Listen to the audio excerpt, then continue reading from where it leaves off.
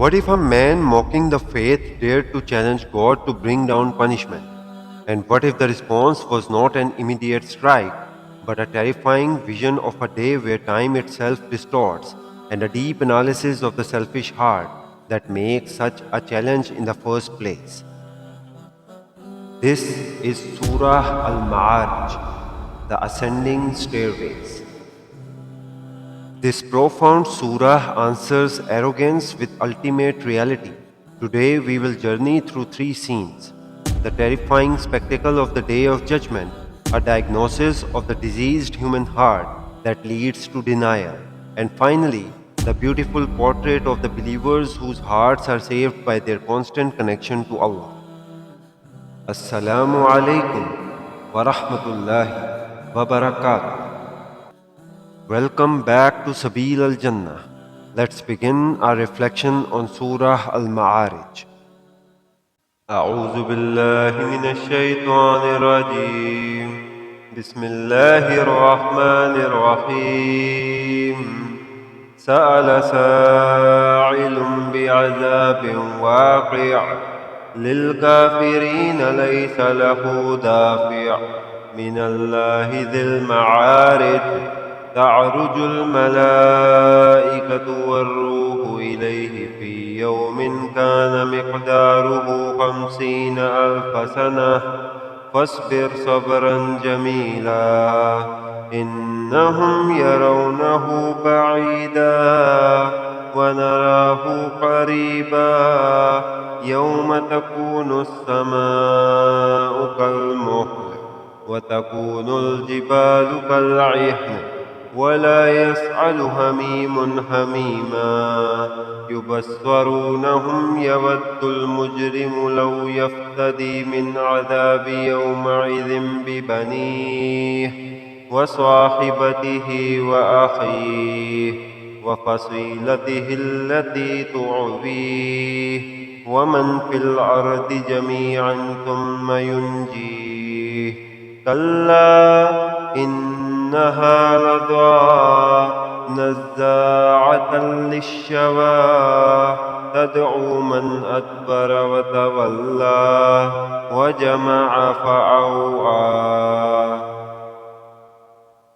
A questioner asked about the chastisement which must fall upon the unbelievers, and there is none to avert it.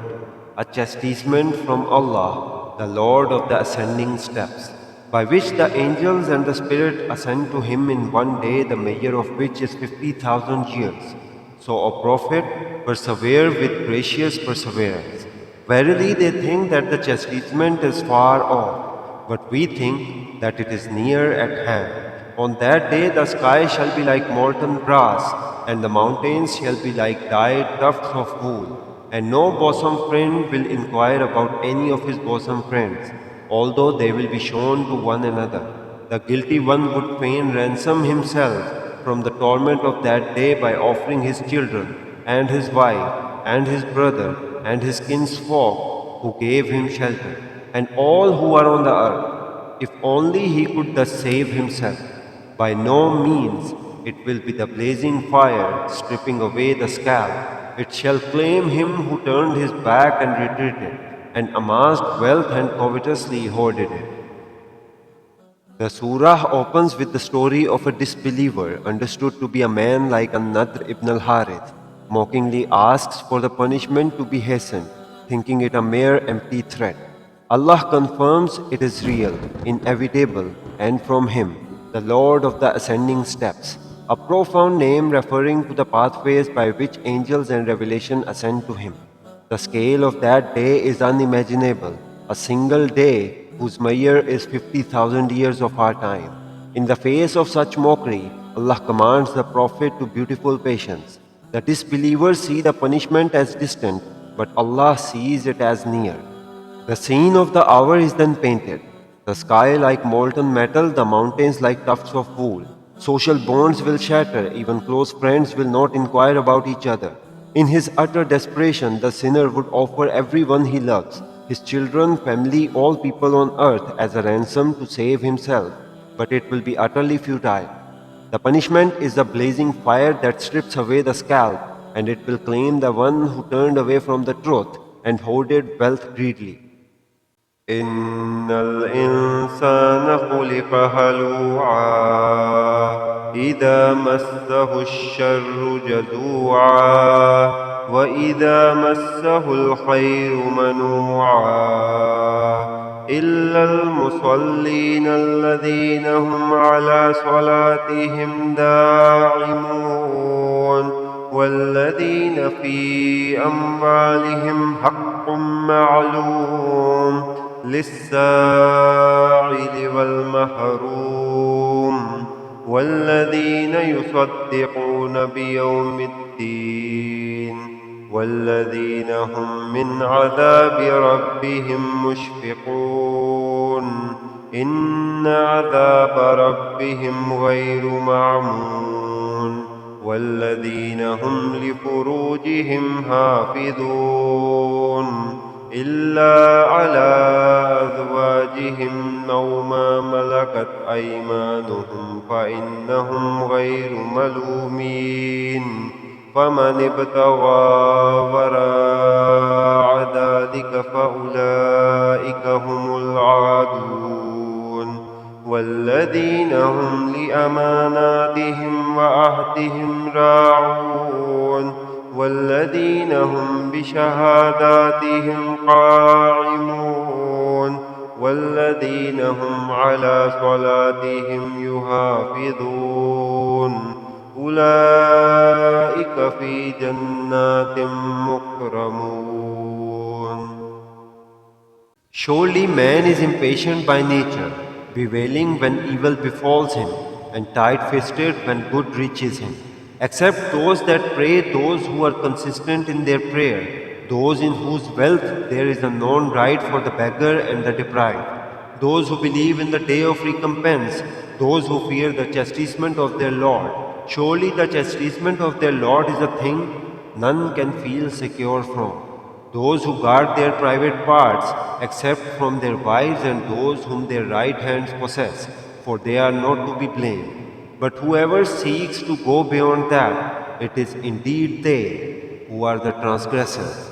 Those who are faithful to their trusts and covenants, and who are upright in their testimonies, and who take due care of their prayer, all these shall live in gardens, honorably treated. After the external scene of punishment, Allah performs a deep internal diagnosis. He states that man has been created halua, impatient, anxious, greedy. This is his base nature. When touched by hardship, he is full of despair. When touched by good fortune, he becomes stingy and prevents others from sharing it. Then comes the transformative exception, except those who pray. This marks the turning point. The believers are saved from this diseased nature by a comprehensive system of faith and action. Their profile is detailed. Number 1, constant in prayer. Their connection to Allah is regular and unwavering. Number 2, recognize rights in wealth. They give the known due to the beggar and the deprived who does not ask.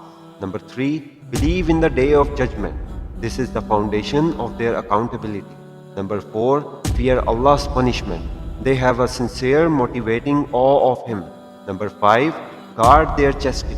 They strictly confine intimacy to their lawful spouses. Number 6, honor trust and covenants. They are trustworthy in all agreements. Number 7, are upright in testimony.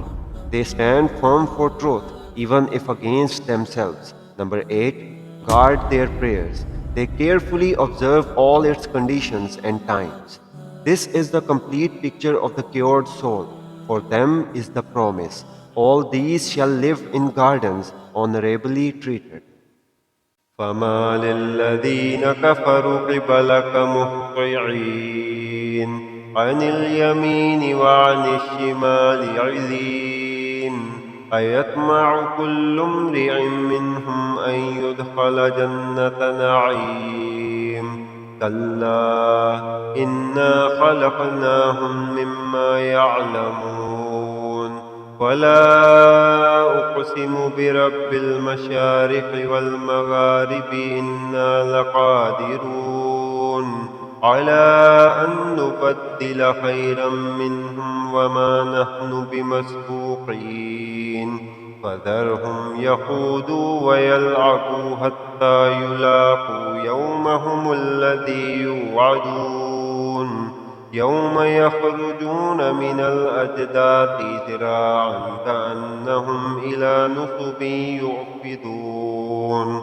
خاشعة أبصارهم ترهقهم ذلة ذلك اليوم الذي كانوا يوعدون.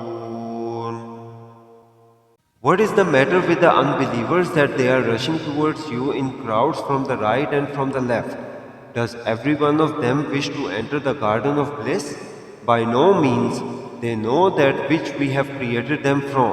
I swear by the Lord of the East and the West that we have the power to replace them by others who would be better than they, and you cannot thwart us. So leave them to engage in vain talk and to amuse themselves until they encounter that day of theirs, which they have been promised.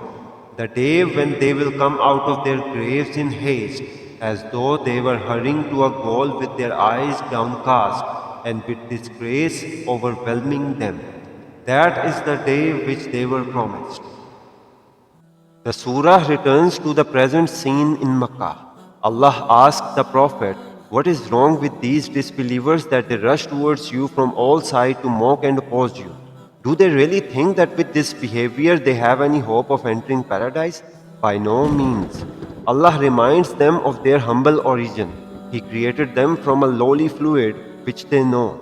Then he swears by the Lord of all points of sunrise and sunset, the master of all time, space and direction, that he is fully able to replace them with a better people, and no one can prevent this. This is both a warning and a reassurance to the Prophet. The final command is to leave them in their idle talk and play until they meet their promised day. That day, they will rush out of their graves as if racing to a target, but their eyes will be downcast, covered with disgrace. The mockers will be mocked, the challengers will face the very reality they dared to hasten. Surah Al-Ma'arij provides a profound diagnosis and a clear prescription. It teaches us three major lessons. Number one, know your spiritual disease. The default human setting is halua, impatient, despairing in loss, and stingy in gain. Recognizing this is the first step to seeking a cure. Number two, embrace the cure. The believer's profile salvation lies in the 8 traits detailed. It starts with constant guarded prayer, the direct connection that heals the soul and manifests in social justice, chastity, honesty, and unwavering belief in the hereafter. Number 3, Allah's promise is supreme. The opposition of the arrogant is meaningless. Allah can replace entire nations. Our focus should be on embodying the profile of the saved, entrusting the deniers to Allah, and patiently awaiting the inevitable day of justice. Let this surah move you from the base nature of halua to the elevated state of musallin.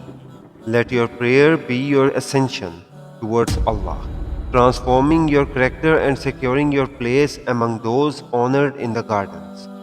My dear brothers and sisters, this was Surah Al-Ma'arij, a deep diagnosis of human condition, a complete prescription for the believing soul, and a decisive answer to the arrogance of denial. It reminds us that from impatient creation we came, and through constant prayer and righteous action, we can ascend to an honourable eternity. May Allah make us among those who are constant in their prayer, who guard their trust, and who are saved from the fate of halua. Wassalamu alaikum wa rahmatullahi wa barakatuh.